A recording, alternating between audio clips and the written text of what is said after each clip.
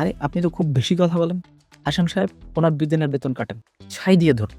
আপনাদের আসলে কোনো ট্যালেন্ট নাই। কারণ আমি বাসায় যাওয়ার পরে কারণ আমি অনেক ট্যালেন্টেড মানুষ।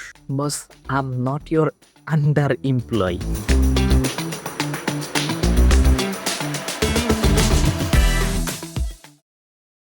আসসালামু আলাইকুম হাজিরিন। ওয়েলকাম।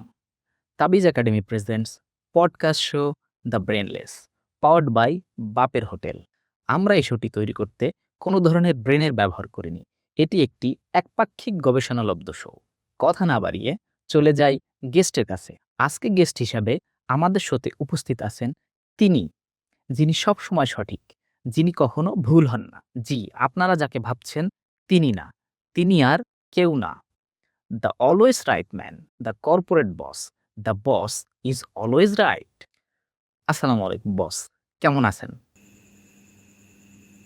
বস, এটা কেমন ইন্ট্রোডিউস হইল? বস ইজ অলওয়েজ রাইট, এটা চিরন্তন সত্য কথা। এটা আপনি এভাবে কেন বললেন? এটা প্রেজেন্ট পারফেক্ট টেন্স। জি, জি বস। আবার জি বস, আবার জি বস কি? আপনার আসলে চাকরির মায়া নেই। আপনার চাকরির মায়া নেই। জি বস। ধরুন মিয়া, আপনার কি মিটিং সিটিং শুরু করেন। বস, এটা পডকাস্ট শো। আসলে অফিসে সারাদিন মিটিং করতে, করতে এখন চেয়ারে বসলেই মনে হয় মিটিংয়ে আছি। ওই আমার আন্ডারে যারা আছে তাদের নিয়ে সকালে একবার সারাদিনের কর্মপরিকল্পনা নিয়ে একবার মিটিং করি।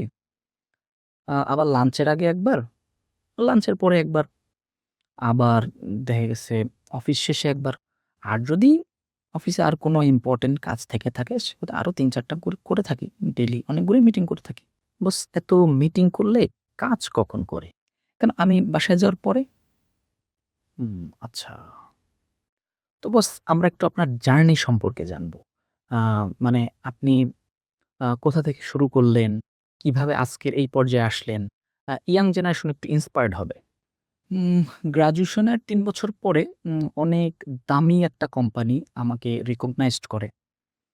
আ আমার বন্ধুর মাধ্যমেই বেশ কয়েকবার সিভি দিয়েছিলাম ওখানে। তারপর ওরা আমার ট্যালেন্ট দেখেই আমাকে রেখে দেয়। যদিও আমার বন্ধু বলেছিল যে ওর বস তো অনেকবার রিকোয়েস্ট করিয়ে রিকমেন্ড করিয়েছে। কিন্তু আমার তা মনে হয় না। কারণ আমি অনেক ট্যালেন্টেড মানুষ। আমার ট্যালেন্ট দেখেই ওরা হায়ার করে ফেলেছে আমাকে। দেখেন, আমি তো অনেক ট্যালেন্টেড মানুষ। আমি আমার ট্যালেন্ট দিয়ে সারাদিন বসের কাজ করতাম। আ বসের ব্যাগ টানা থেকে শুরু করে বসের বাসায় বাজার করে দেওয়া পর্যন্ত সবই করতাম। বস, বাজার করা কি জব ডেসক্রিপশন এ পড়ে? জব ডেসক্রিপশন এ থাকতে হবে কেন? জব ডেসক্রিপশন এ কেন থাকতে হবে? আউট অফ বক্স কাজ করতে হবে, আউট অফ বক্স। আপনারা আসলে এখনকার ছেলেপেলারা কাজ করতে চান না। ৯ টায় আসবেন, ৬ টায় চলে যাবেন কাজ শেষ করে, এই আপনাদের কাজ। কেন ২ ঘন্টা একটু বেশি কাজ করলে কি হয়? বসের একটু এক্সট্রা কাজ করে দিলে আপনার কি হয়? ৯ টা ৬ টার ভিতরে যদি কাজ শেষ হয়ে যায়, তাহলে তো আর এক্সট্রা অফিসে থাকার কোনো প্রয়োজন পড়ে না। এত হিসাব করে কি চাকরি করা দেয় নাকি? বসকেও তো খুশি রাখতে হবে ভাই। বসকেও খুশি রাখতে হবে। ও আচ্ছা, ইন্টারেস্টিং।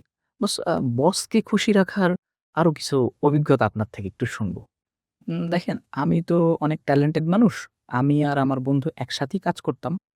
দেখা গেছে কোনো ইভেন্টে বা কোনো মিটিং, সামনে কোনো মিটিং আছে।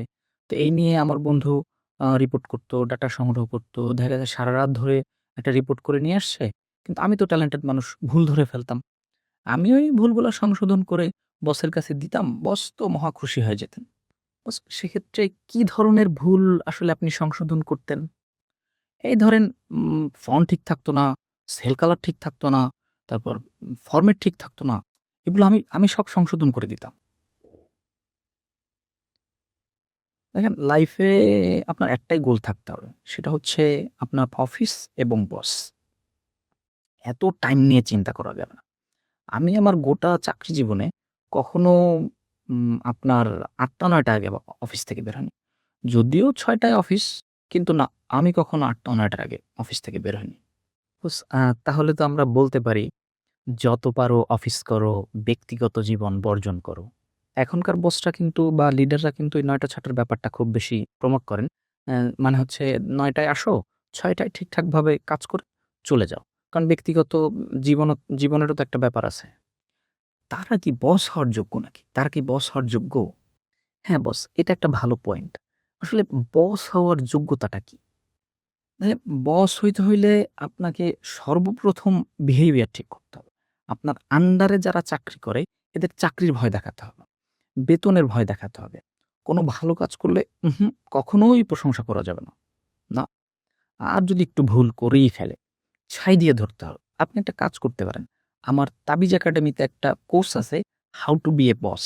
আপনি ওটা দেখতে পারেন। বুঝলাম বস। বাট এখন কিন্তু মেক্সিমাম বসরাই ফ্রেন্ডলি বস হওয়ার একটা কথা বলেন। আরে বস আবার কিভাবে ফ্রেন্ড হয়? বস কি ফ্রেন্ড হয় নাকি? আপনি যদি ফ্রেন্ড হন তাহলে আপনার আন্ডারে যারা চাকরি করে তারা তো আপনার মাথায় উঠে যাবে। দেখেন আমার যে ফ্রেন্ড ও কিন্তু এই ধরনের কথা বলত যে ফ্রেন্ডলি বস হও, টিম মেম্বারদের সাথে ফ্রেন্ডলি থাকো। কিন্তু দেখেন ও কিন্তু একটা কোম্পানিতে ৩-৪ বছরের বেশি চাকরি করতে পারে না। যদিও সে একটা কোম্পানির এমডি এখন, তাতে কি? আমি তো এই কোম্পানিতে ২০ বছর ধরে আছি। বস, ফ্রেন্ডলি হওয়া তো আসলে ফ্রেন্ড হওয়া না। আমি আমার ব্যক্তিগত অভিজ্ঞতা থেকে যেটা বুঝি, আমি এখন পর্যন্ত ৬ জন বসের আন্ডারে কাজ করেছি। তো এই ৬ জন বসের ভিতরে আমার ৫ জন বসই খুব ফ্রেন্ডলি ছিল। আ ইভেন আমার ফার্স্ট যে বস, আমার প্রফেশনাল লাইফে এখন পর্যন্ত আমি যাই করি এর মেক্সিমামই কিন্তু আমার ফার্স্ট বস থেকে শেখা। আর একজন ছিল সেই হয়তোবা আপনার কোর্স করা আরকি। আরে অফিস কি স্কুল নাকি যে আপনাকে শিখাতে হবে, পড়াতে হবে? আপনাদের আসলে কোনো ট্যালেন্ট নাই। আপনারা ট্যালেন্টেড না। কিন্তু বস, প্রফেশনাল অনেক কিছুই তো প্রফেশনাল লাইফে এসে শিখতে হবে। আরে আপনি তো খুব বেশি কথা বলেন। হাসান সাহেব, উনার ২ দিনের বেতন কাটেন। Boss, I am not your under employee. আসলে অফিসে বলতে অভ্যাস হয়ে গেছে আরকি এখন। ধন্যবাদ বস আমাদের শোতে সময় দেওয়ার জন্য। তো হাজিরিন, আজকের পডকাস্ট এই পর্যন্তই। আমরা আবার হাজির হব অন্য কোনো দিন, অন্য কোনো টপিক, অন্য কোনো গেস্টের সাথে। সেই পর্যন্ত আসসালামু আলাইকুম।